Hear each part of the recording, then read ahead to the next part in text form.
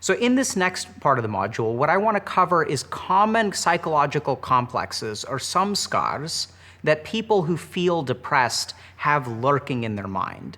And each of these complexes forms in a particular way and also exerts a particular kind of influence.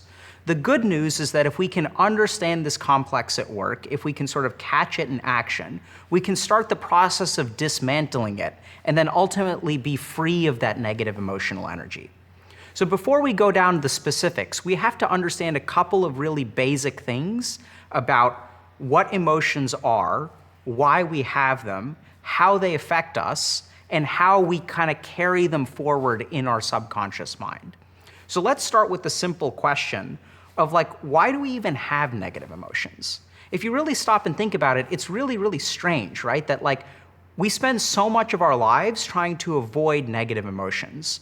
If I'm feeling embarrassed, I will steer clear of whatever I find embarrassing. I spend so much time and energy avoiding feeling guilty or feeling ashamed. We'll distract our things with like alcohol or other substances or other forms of distraction like entertainment. And if you really look at your life, most human beings spend most of their lives trying to avoid the pain of negative emotion, which then begs the question, why on earth do we have them in the first place? And I want y'all to like really think about this for a second, because evolutionarily, the experience of negative emotion is conserved across the entire human species. Almost every human being that has ever existed experiences negative emotions. And so if we look at it from an evolutionary biology perspective, what that means is that emotions must be incredibly adaptive, right? Like if every human being experiences this thing, it must do something really, really important for us. And so this is really best illustrated with a story. So I was working with kind of a budding musical artist who was trying to make it in the industry. And no matter kind of what happened, they always felt like their music wasn't good enough. And so they came to my office and were sort of struggling with depression. And as we talked about it, we realized, the first problem is that they keep on comparing their music to other people's music. So they'd look at their music and they'd say like, oh my God, like this music is so bad compared to this other person's music. Why can't I make music like that? So the first tack that we took, the first approach that we took, is to try to dissolve their ego a little bit, help them learn how to not compare to other people, and help them learn how to appreciate their own music for what it is. So thankfully, this client was like a really good client and kind of did everything that I asked. We worked on it for a couple of months, and then they were actually pretty free of their ego. And so then, they came into my office and they're like, yeah, I'm free from my ego. I know that's not what's going on, but I'm still incredibly dissatisfied with my music. And so then we worked on that for a little while too, and we tried to teach them how to meditate and, learned about dharma and these kinds of things. And it really didn't seem like anything was working. And then one day they came into my office and they were super excited. They're like, oh my God, you won't believe it. And I know this sounds kind of weird, but the most terrifying thing to me is when someone comes into my office super excited. Depression I know how to deal with, but excitement really sets my, hair on edge. And so they came in and they said, my music is terrible. And they seemed really happy about it. And I was like, okay, what do you mean your music is terrible? And they're like, no, you don't get it. My music is terrible. And they were excited. And I was like, yeah, isn't that what we're trying to fix? And then she was like, no, you don't get it. My music is terrible. And I was like, okay, explain to me, like, that sounds like a bad thing. Why are you so excited? And they're like, well, I know what good music is. And I was like, okay, tell me more. And they're like, I realized that, like, I can make good music because I know what bad music is. And my dissatisfaction with my music is actually my compass. There's a part of me that knows what like amazing music sounds like, and that I'm just not able to produce it yet.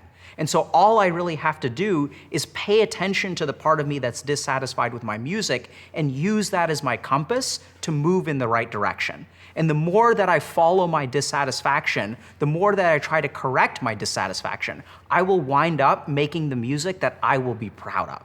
And so it was kind of this bizarre revelation in their mind, and I was like, good? Yay? Because they were clearly happy about it. And so I think it really illustrates this idea that the things that we normally think of as negative and bad for us can actually be pretty helpful and pretty adaptive.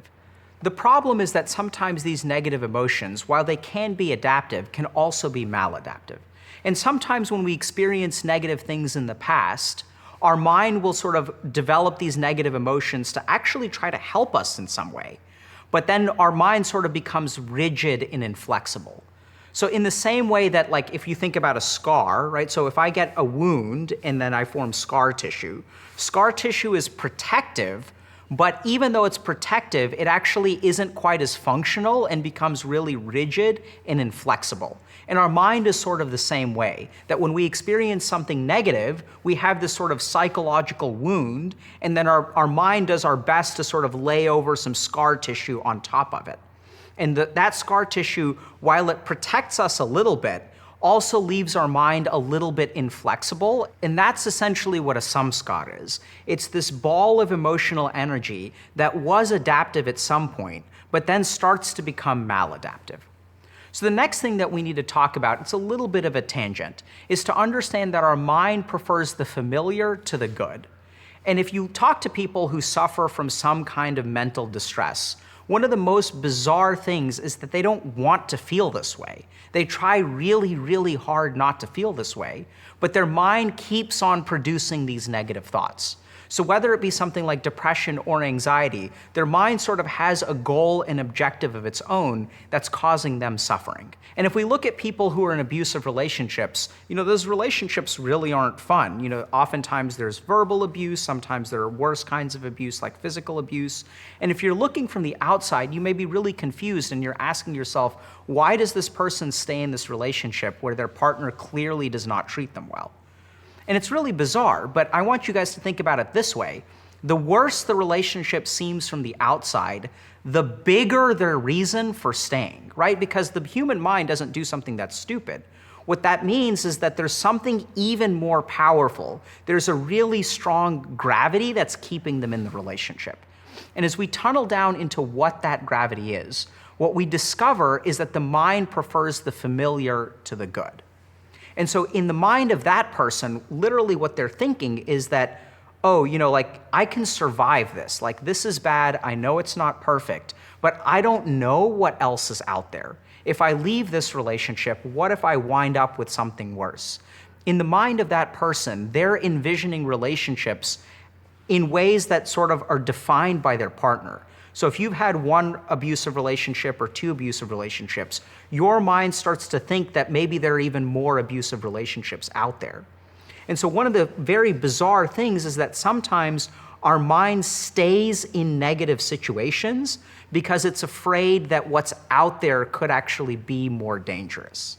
And this is sort of what we see from this adaptive emotion perspective, where we go through something very negative, we experience some kind of negative emotion, and then that negative emotion forms our view of what the future could hold.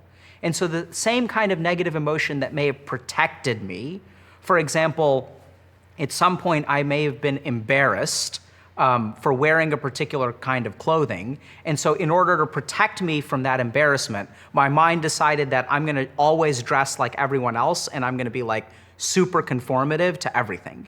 And so that adaptation may have helped me in the moment. Fitting in may have protected me from being bullied, but years down the road when I'm choosing my career, that idea of fitting in may actually make me pick a career that I'm not gonna be happy in. So these adaptations from the past, these negative emotions that our mind produced to ultimately protect us, can become kind of calcified and inflexible in our mind. And those very things which were protective now actually become maladaptive. And so in this next part of the module, we're going to go into 5 examples of these sorts of protective mechanisms which plague us a lot and cause us a lot of pain. And our approach to these are going to be first to isolate them, to see them in the mind. And the second step that we're going to take is to realize that these things which we think are negative, the reason that they stick around in our minds so damn much is not because they're negative, but because they actually do something for us. They fulfill a vital function, which is why our mind holds on to them with so much fierceness. And once we understand what function they serve, then we can start to reduce the need for them by addressing the underlying thing that they're protecting us from. And the last thing that we'll learn to do is kind of not only deal with them in the present and try to no longer need their protection, but we can actually go all the way to the past and see where they were formed. We can go to the birth of that scar, and we can actually try to rewrite history a little bit, change our mind's conceptualization of the truths that we learned in the past that cause us suffering today. And if we do that, my hope is that you'll be free of these psychological complexes and get a better handle on your depression.